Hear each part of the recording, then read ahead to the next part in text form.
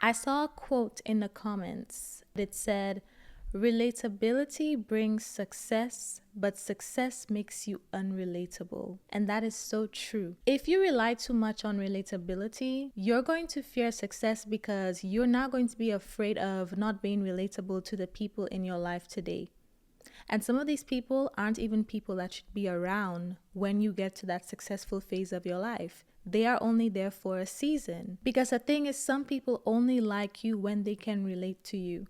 They only like you when you have certain things in common, especially struggles, because they see you as their equal. But as soon as you start getting more successful and you start, rising in the ranks, so to speak, it's like that makes other people feel insecure about themselves, and then they respond to you negatively. And that's what a lot of us fear when it comes to relatability.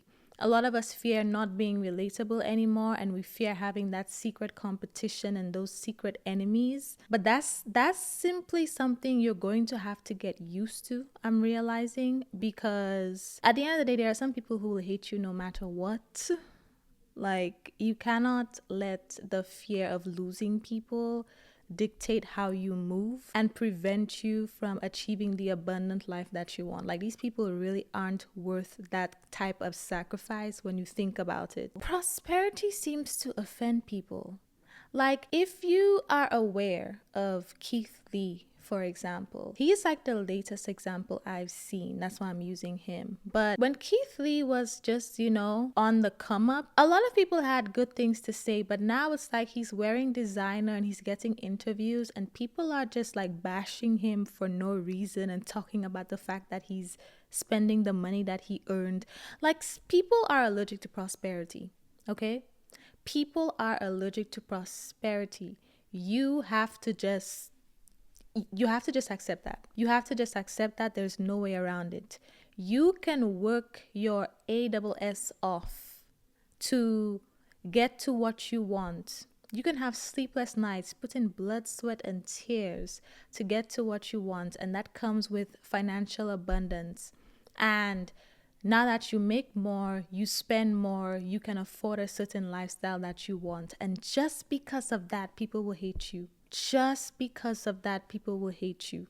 What are you supposed to do about that? All you can do about that is mind your business. That's it. All you can do about that is mind your business. There are people who will simply not like you just because your lifestyle looks better than theirs. And that's a personal insecurity problem that they have. That's none of your business.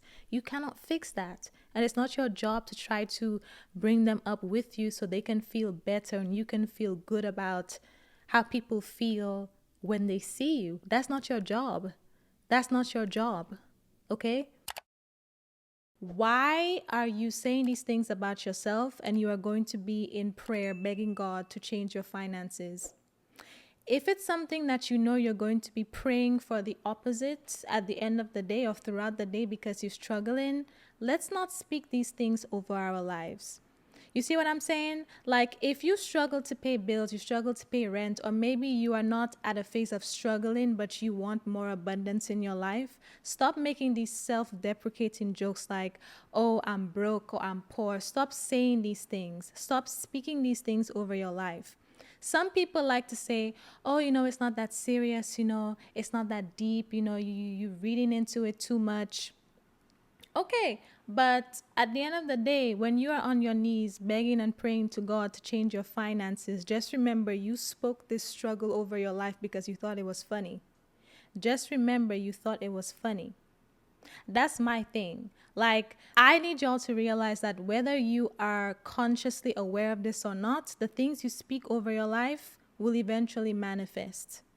So when you see people posting about their luxurious life and stuff like that, stop making jokes like, this tells me that we are not in the same tax bracket, or this tells me that I'm too poor to watch this video. I understand it's a joke. Again, some people will be like, oh, you're reaching, this is too much. Okay, but before y'all defend this type of humor, I want y'all to think critically about whether or not it's serving you. Because when I was in college and I used to say things like I'm a broke college student, I always struggle to pay for my tuition because I was responsible for paying for my tuition. So I always struggled to pay for little things, and like different expenses would come up that I wouldn't anticipate, and it would just be hard for me. But when I look back at it, I was constantly saying things like, yeah, I'm a broke college student, broke college life, whatever, whatever. Stop speaking these things over your life. I'm sure there are some things in your life that when you think about it, you are either too traumatized to acknowledge it or accept it or share it, even. And there are other things that you're embarrassed about. Like, there are parts of my life I look back on and I think, was your brain working? Like what were you thinking? The enemy was working harder than you. He was working harder than you because what were you thinking? Why did you do that?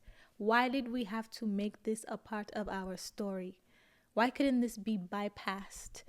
I'm just being honest. There are parts of my life where I'm just like, I look back on some of the decisions I've made and I'm just like, I'm sure my enemies were rejoicing at that period in my life because I just was just making a fool of myself. Okay? But I'm sure we all have those moments. I'm sure we all have moments where we can look back and think, like, what was I thinking? Because the you today would never. But, like, you haven't always been the you are today in the past, okay? Back then, you were foolish. I was foolish, okay? We did foolish things. And these things may be hard to accept now that we've learned and we've grown, but it's a part of our story and we have to accept it. We have to own it. There are certain things that if I did not own it in my own life, and if I did not already put it out there, or if I did not already accept it, if somebody were to try to use that against me, it would probably work. Like, they would probably get a reaction out of me that they did not deserve because I was having a hard time with accepting things that happened in my life or things that I did, things that I thought were embarrassing. And again, accepting does not mean you think that it's right, it happened, or you agree that it should have happened to you. Accepting is just saying it happened and there's nothing I can do about it other than forgive and move on for my own peace of mind. You cannot say you fully love yourself except for when I did that, or except for when I made this decision, except for that one event that occurred in my life. I don't like that. I love myself except for that moment, except for that part, except for how I look right now. That's not true self-love. Self-love is acceptance. The good, the bad, the ugly, it's accepting it. That is who you are, right? And some parts of those things make you unique. If I did not have these experiences that I had, I would not be the person I am today. Even my sense of humor. I remember when I was like very depressed, when I was at that low point in my life that nobody knew about, I used to be like the class clown. I used to be the one person that was making everybody laugh because I felt like I knew what it was like to feel so hopeless and to feel such despair that if I could brighten up somebody else's day, then that would make me feel better for some reason. Even if it didn't erase everything that I was struggling with, it made me feel better. So now it's like I'm not depressed anymore, but I still have that sense of humor. I still have the ability to make people laugh. I still have the ability to joke around with people and stuff like that. But that was developed in a very dark moment in my life where I just wanted some relief from being overwhelmed and being sad all the time. So it's like, I love my sense of humor, but I can't say I love my sense of humor, but I hate where it came from. I'm just truly grateful to have overcome where it came from. Because I want you to stop being a bystander in your own life. And this is more common than we think. How many things are you just sitting back and then willfully watching people on social media live their lives in a way that you want to live your life too, but you refuse to put your foot out there. You refuse to have confidence in yourself. You refuse to take a chance on yourself. Do not allow yourself to be a bystander in your own life, just watching life pass you by and then watching everybody do the things that you really want to do. I want you to make a list of all of the things that you are afraid of doing, all of the areas in your life where you realize that you are acting as a bystander, and I want you to start doing these things. I want you to start doing these things because what you will realize is that you will not die.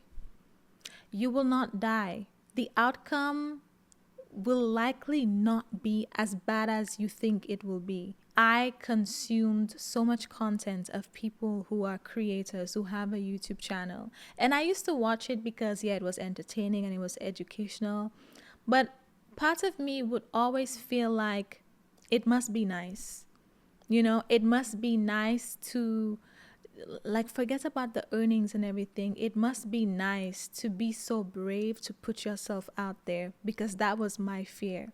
My fear was putting myself out there. So I allowed myself to stay in the shadows and stay hidden and not put myself out there.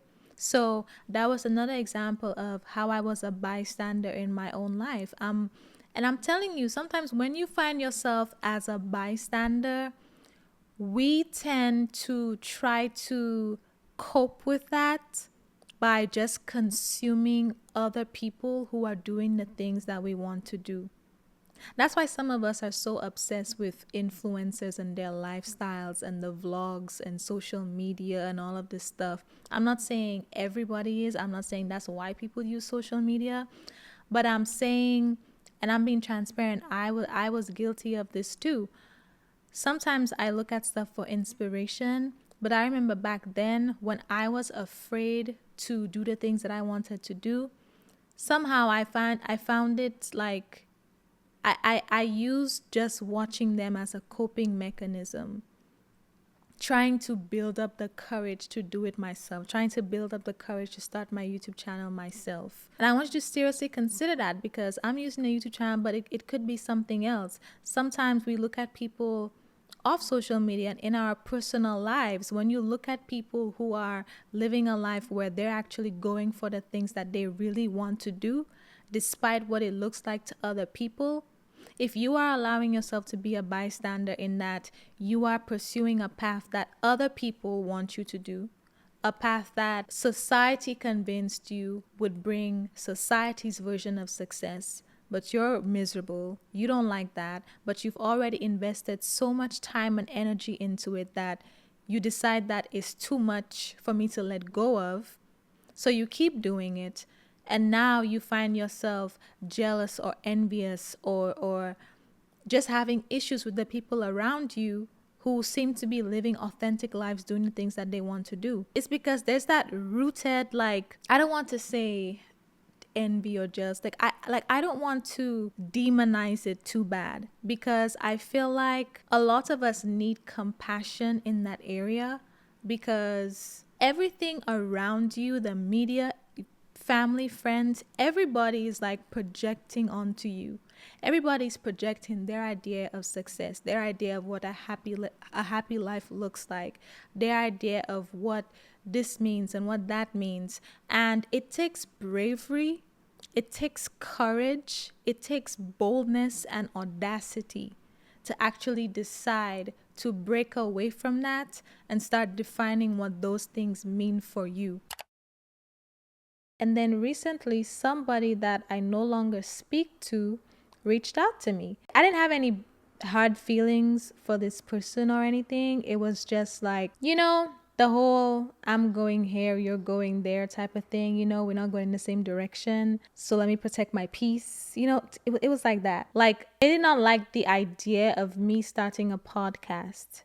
And as you can see, we are on episode 71. And so there, this person reached out and complimented me on what I was doing and blah, blah, blah. And gave me an update of what they were doing in their life, making a few strides.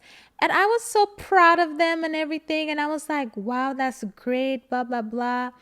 But then they said something because I almost gave them access to me again, like let's work on our goals together and stuff like that. And then they said the same procrastination line that they have been saying since when I met them. So what did I just tell you? Look at their fruit, right? Your fruit, your life is a result of your habits and your patterns, right? So the very fact that they were still talking about developing those habits told me that their life still looked the same. Like it told me that even though it's been like a whole year, they still talking about what they are going to do. The same thing they said they would do back when me and that person were working on our goals together. Back when this podcast was just an idea, they still, y'all, it's crazy. The things they said they were going to do back then, they said that in the text message. They said, you know what, I'm going to be doing this now and blah blah blah. And I'm like, are you serious? Like, it's been so long. I had an idea to start a podcast. I'm on episode 71 now. You had an idea to do this, and you are still talking about how you're going to do it. Like, it's one thing if you say you started and you made like 1% progress. That would have been commendable. But to hear somebody say, oh, I'm going to do this, and then a whole year later they're still saying I'm going to do it, it's like, you haven't changed. Nothing has changed. So the very fact that that was the nature of our relationship, holding ourselves accountable for stuff like that, and you are reaching out to me on that premise, but you are still procrastinating, that just showed me that I saw what I needed to see. I heard what I needed to hear. That just showed me that no matter how much I want to help people, no matter how much I want to see people win, I cannot want it more than you. And if you are going to show me that you just keep procrastinating, then I cannot give you access to me when you are still the same person that I left. All I'm saying is, before you let your emotions deceive you, look at their fruit, okay? Look at their life. Does their life look different from when you left it? No, that's because they're probably still the same person, so they're still getting the same results. Do not talk to them, okay? Do not talk to them. Unless you like struggling, okay? And unless you like putting yourself for trials and tribulations. I know we all have our soft spots for certain people. I know sometimes, depending on the type of relationship, it could be very difficult, but I want you to just keep in mind why you left. Okay, keep in mind why you left, because if that person hasn't changed, if their life still looks the same, if they've been saying, I'm going to do this, and then a year, 2, 3, 4 years later, they're still saying, oh yeah, I'm going to do this, sweetheart, don't just don't even. The true path to freedom is having the courage to be disliked. A lot of us live life with the mindset of being afraid to be judged. We all want to be liked because nobody wants to be disliked, right? But because we are so afraid of judgment and we're so self-conscious and mindful of what other people might be thinking about us, that leads a lot of us to acting in a certain way that we think will please other people, right? The people pleasing tendencies. So that leads us to be people pleasers, doing things for other people's approval or not doing things for other people's approval.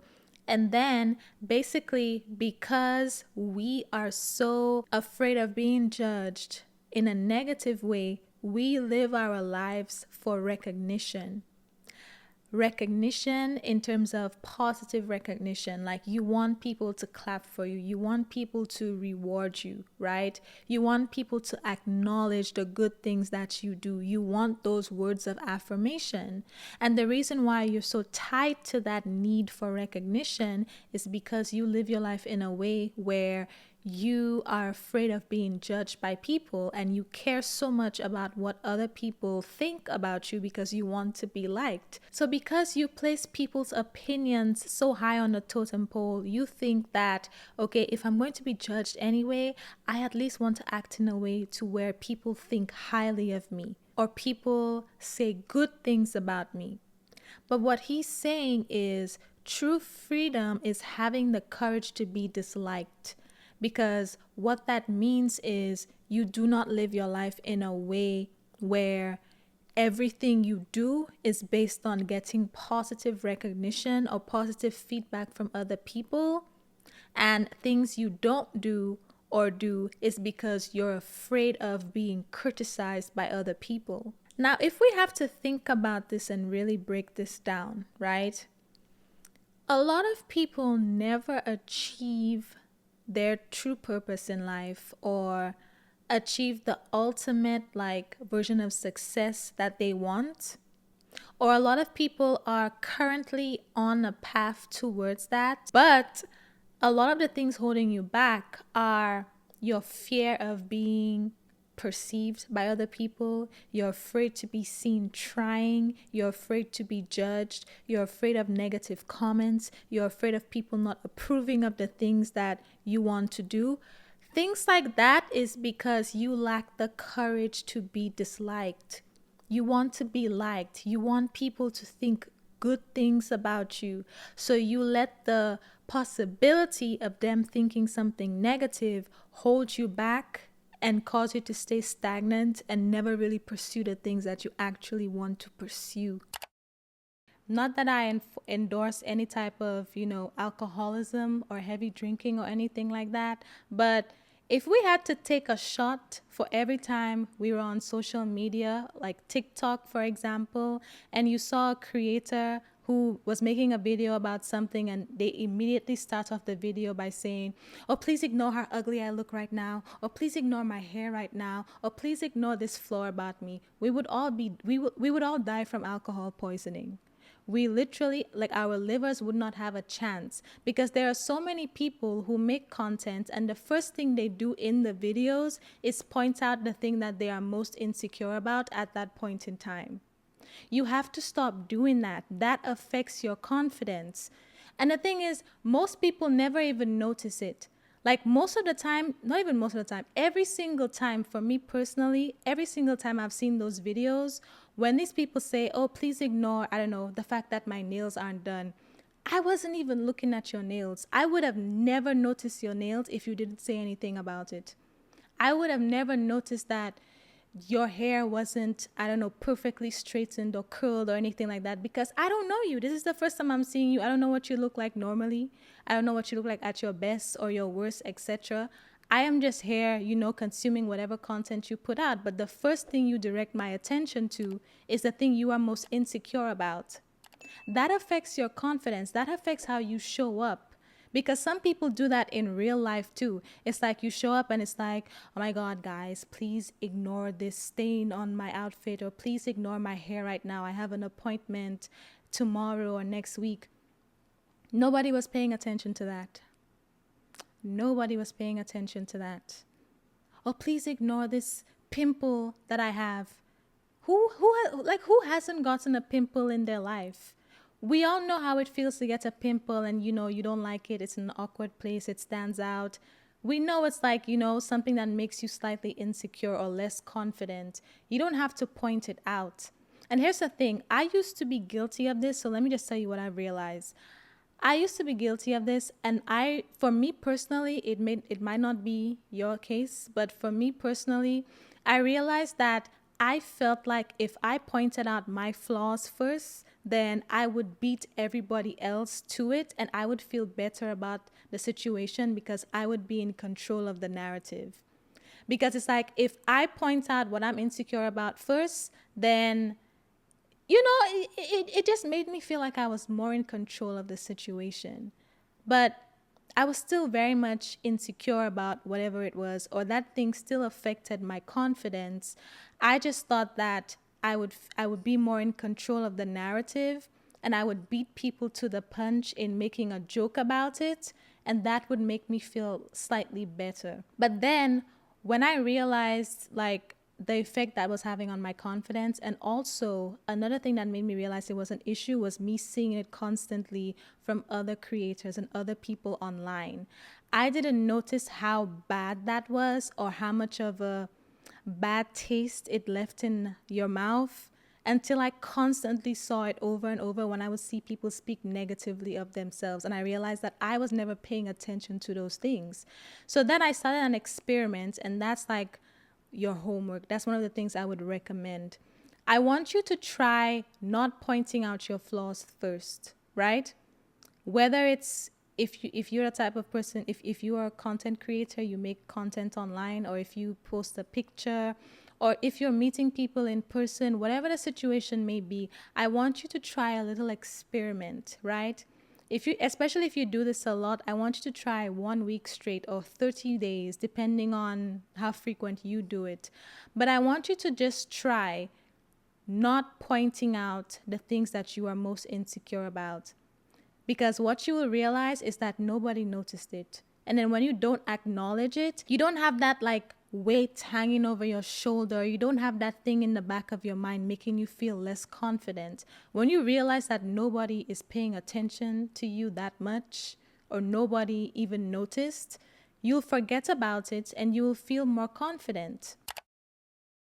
You see, I was reading the book of Exodus the other day, particularly the part about Moses where God asked him to speak to the rock to give the people water, and he struck the rock instead, just as he did in the past, and he struck it twice. And because of that, God told him, "Because you have disobeyed me, I am not going to let you go into the promised land with these people." He said, "I will let you see it, but I am not allowing you to go into the promised land with the people." And I'm sitting here reading this, full transparency, okay? I'm sitting here reading this and I'm like, but God, that's not fair. Because in the book of Exodus, it talks about the people being enslaved by the Egyptians in Egypt, by Pharaoh. And then they were suffering so bad. They prayed to God and they asked him to deliver them from the Egyptians, deliver them from the slavery. God called Moses to be their leader and to lead them out of it.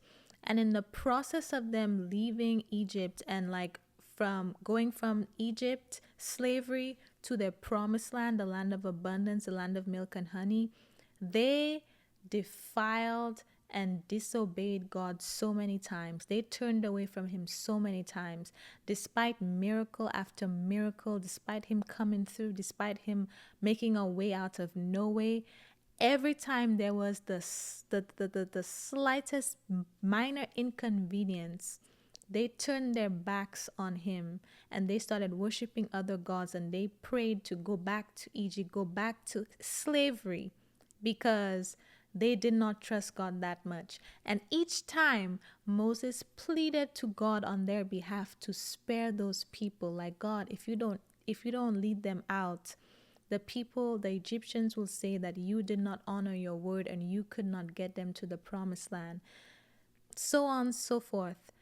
Moses pleaded to God on their behalf so many times to save them, and God heard his cry and he pardoned them and he gave them another chance. And the one time Moses disobeyed, the one time, if there were other times, maybe I missed it, but the one time Moses disobeyed God, the one mistake, when God asked him to speak to the rock instead of striking the rock, because he struck it twice, God told him, "You're not going into the promised land with them. I will show it to you, but you're not going with them." And I'm like, God, that's not fair. All of the chances you gave the Israelites, these people have defamed you, defiled you, worshipped other gods. All the chances you gave them while Moses was being obedient to you the entire time.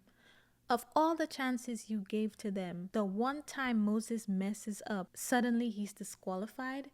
Suddenly he has to die on the journey. He has to see the promised land that he would have gone to if he was obedient. And then he has to die and he doesn't get to go in because of one mess up. I'm reading it and I'm thinking that, and I'm like, I close my Bible and I'm like, okay, God, that doesn't seem fair to me. Help me understand this, because that just doesn't seem fair. Why is it that he was punished and like completely removed from the promised land because of that one mistake, despite you forgiving the Israelites so many times? And then I saw a sermon that broke it down. And I'm going somewhere with all of this. It's going to play into today's episode. I saw a sermon that broke it down by Jerry Flowers, and he said that the reason why Moses was disqualified for his disobedience that one time is because he was in a position of leadership. He was the one God called to lead these people into the promised land. He was the one that was supposed to set the example. He was the one that was supposed to be obedient. Granted, God was also teaching them obedience and trust in Him, but Moses had the responsibility of leading them. And the thing is, if somebody who's leading you is messing up and they're not doing the right things and they're acting in poor integrity and poor character, are you going to follow them? And if they're a representation of God, are you going to think that God is a good God? That's exactly why I was atheist when I was in school, because I felt like the church people I was around painted a poor picture of God, so I turned away from God. And Moses had that responsibility, and because he dishonored that, he was disqualified from going into the promised land. He was the one called to lead them there. And when you are called to a position of leadership, you are held to higher standards than the people you are called to lead. They are looking at you. Yes, they might not be perfect, but they are looking at you regardless. You will still be held to high standards. And in the sermon, Jerry explained that how many times did God say, you know what? Forget these people, so to speak. I am not going to allow them to go into the promised land anymore. They have disobeyed me. They have worshipped other gods. I am not going to lead them into the promised land anymore. That's it. That's the end of the road. And then what did Moses do? He begged for God to change his mind, to give them another chance. And then the pastor said that, think about it this way. Sometimes there are people in our lives that we have to let go of in order to go to the next level, but we keep begging them to change. We keep trying to plead and bargain with them to change because we want them to stay so much. And you don't realize that them staying could lead to them having you disqualified from what you deserve in the long run, because their character was not meant to go there with you. They were not meant, they are not equipped to be able to handle that blessing or to be able to handle you in that successful season of your life, because they only know the traumatic, toxic side of you. And God is saying you have to let them go, and you are begging and pleading and trying to make room for them, trying to bring them along with you. But if you keep doing that, they will end up having you disqualified, just like Moses. Imagine the Israelites were in the wilderness for 40 years. It should have taken, I think, 11 days or something like that? Forgive me, I forgot. But it should have taken a few days. It took 40 years because they were so disobedient. The generation that initially left Egypt had to die off before they could go. It took 40 years because that generation was so disobedient that it's their grandchildren that ended up going into the promised land. How long is it going to take you to get to where you want to go with you trying to drag the people who are not supposed to go with you? The idea of creating more content or showing up on social media or online more often might not mean anything to you. It might be relatively easy to you, but that was initially hard for me. Our comfort zones are very different. They look very different, okay? Please remember that, because I know people like to look at other people's life and compare apples to oranges, and that is a waste of your time. Okay, that is a waste of your time. It is useless to do that because we are not on the same path. We are not here to do the same thing. We do not have the same life experiences. We don't have the same traumas. We don't have the same things that we have to get over. We don't have the same problems, the same strengths, the same weaknesses. We are different. So my comfort zone is going to look very different from yours. When you hear me say it was hard for me to start a podcast, that might not mean anything to you. But there are things that might be hard for you that would be easy for me, but it doesn't matter. I say all that to say, mind your business. Okay? It is very important to mind your business. You know what it is you want to do, and you know what aspect of that scares you. You know where you need to get out of your comfort zone. I just need you to focus on that for this episode, okay? Because everything you want is on the other side.